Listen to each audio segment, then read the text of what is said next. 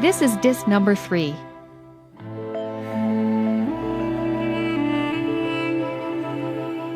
Values of 55 or below are considered low, 56 to 69 are medium, and 70 and above are high.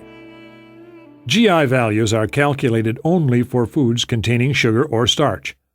Certain foods such as broccoli, cauliflower, and many berries are high in fiber but very low in starch, so a GI value cannot be calculated.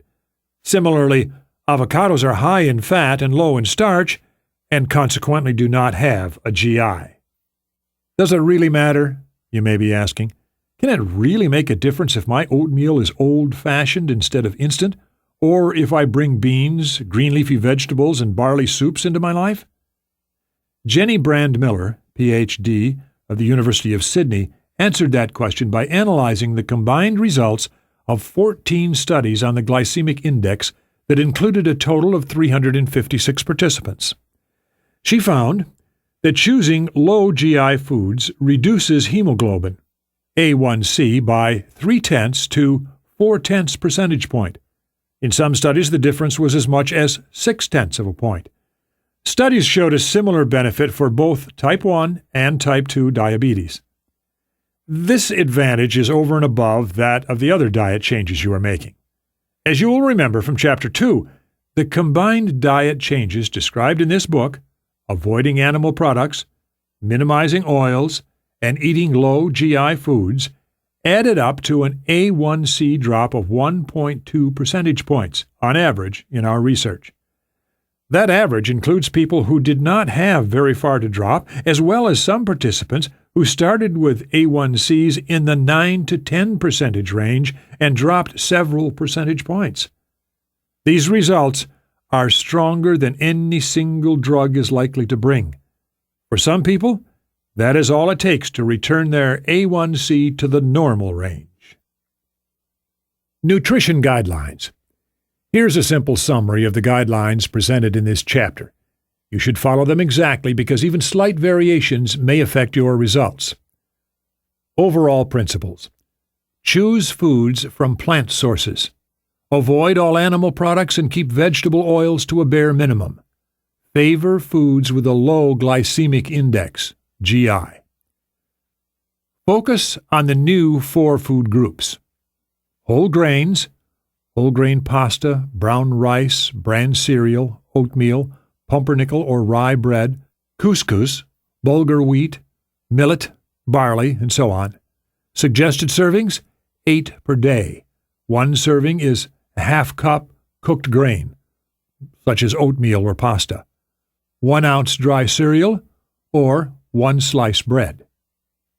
Legumes: beans, black, pinto or kidney beans, chickpeas, baked beans, soybeans, and so on, peas, split peas, lentils, fat-free soy products, fat-free unsweetened soy milk, fat-free veggie burgers, textured vegetable protein, fat-free tofu, and so on. Suggested servings, 3 per day. 1 serving is a half cup cooked beans, 4 ounces tofu, or 8 ounces soy milk. Vegetables: sweet potatoes, broccoli, cauliflower, spinach, kale, collards, squash, green beans, bok choy, artichokes, and so on. Choose those with a low GI. Suggested servings, 4 or more per day. A serving is 1 cup raw or 1/2 cup cooked vegetables. And fruits: apples, bananas, grapes, pears, peaches, oranges, kiwi fruit, berries, and so on. Choose those with a low GI. Suggested servings, 3 or more per day. 1 serving is 1 piece raw fruit, 1/2 cup chopped fruit, or 1/2 cup cooked fruit or juice. Other permitted foods: fat-free salad dressings and other fat-free condiments, coffee with fat-free non-dairy creamer if desired, occasionally alcoholic beverages, rarely sugar, nuts, seeds, dark chocolate made without milk, full-fat soy products such as tofu, tempeh, soy cheese, and so on. Foods to avoid: meats, poultry, fish, eggs, whites, and yolks, and all dairy products, regular and fat-free, including milk, yogurt, cheese, ice cream, cream, sour cream, butter, and so on. Added oils, such as margarine, salad dressings, mayonnaise, cooking oils, and so on. Fried foods, such as potato chips, French fries, onion rings, donuts, and so on.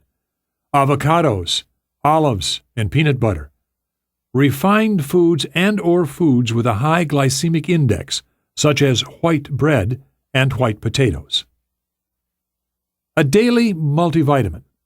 Take a daily multivitamin as a convenient source of vitamin B12, unless you choose B12 fortified products such as fortified breakfast cereals or fortified soy milk, and vitamin D, which you may need if you rarely get exposure to natural sunlight.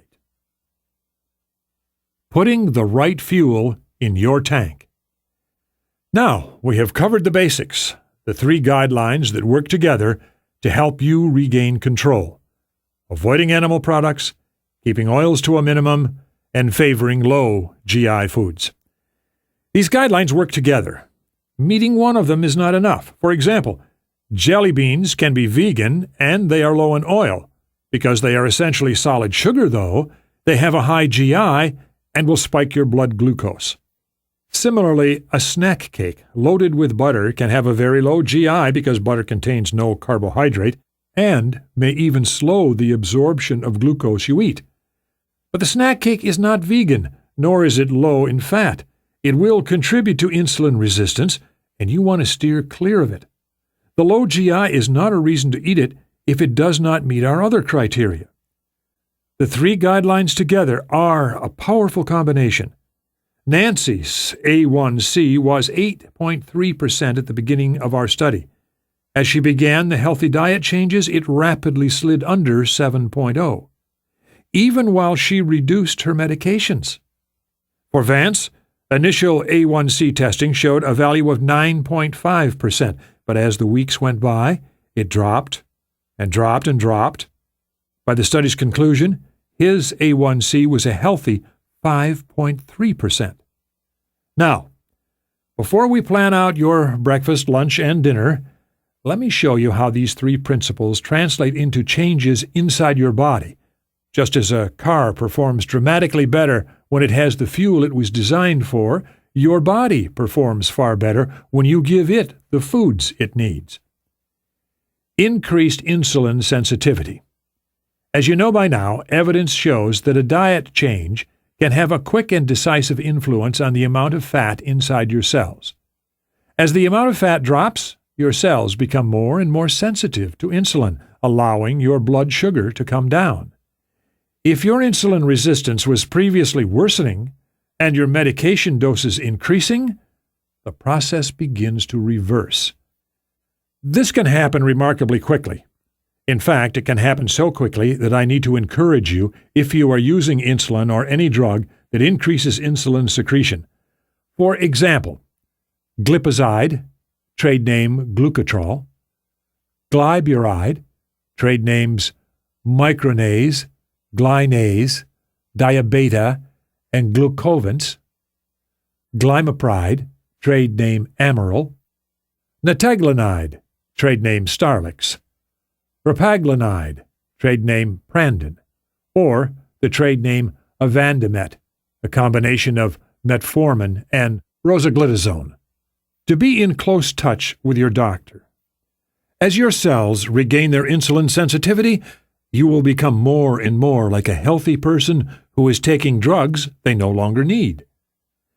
The combination of a healthy diet and the drugs you have been taking can drive your blood sugar down to healthful levels and then below them to hypoglycemia.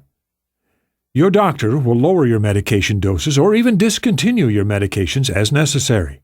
Now, do not throw your medicines away on your own. The process is gradual and your doctor will guide you. And do not be frightened by this return to health. It is a wonderful feeling to discover that your insulin sensitivity is improving day by day. When your doctor says it's time to cut back on medication or stop a drug altogether, it is as if time is moving backward. Chapter 7 has important details on how to prevent and treat hypoglycemic episodes. Please listen to it carefully before you change your diet. Easy weight control. If you have been hoping to lose weight, that process has just begun.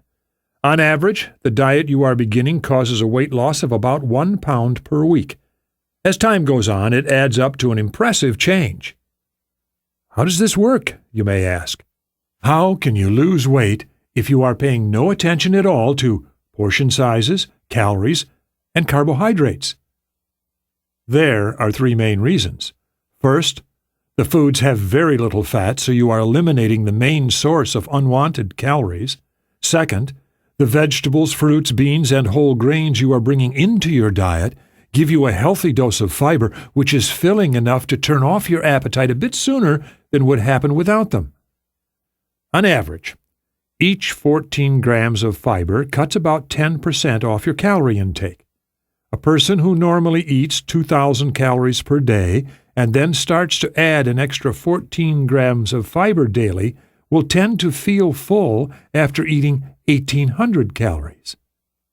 Third, these foods cause a slight boost in your after-meal calorie burn. Normally you burn calories faster after a meal due to the processes of digestion. Our studies have shown that a low-fat vegan diet increases this after-meal burn, giving you an extra edge. I will go over this in more detail in Chapter 6. For now, just enjoy the weight control that is kicking in on its own. Losing excess weight feels great, of course, but weight loss improves your insulin sensitivity in addition to the effects of the diet change itself. Easy cholesterol control. If you have had a cholesterol problem, the program you are now beginning is far more powerful than typical cholesterol-lowering diets. This should be no surprise. Your new diet is not low in cholesterol. It has no cholesterol at all. It also has no animal fat, which is important because animal fat, like other sources of saturated fat, encourages your body to make cholesterol. They are all gone now. You have replaced them with cholesterol-lowering oats, soy, and other botanical magicians, as you will see in more detail in Chapter 12.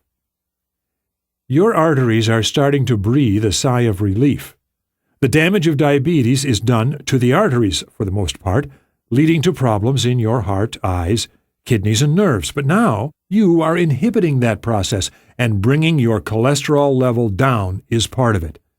You are following the kind of diet used in programs to reverse heart disease.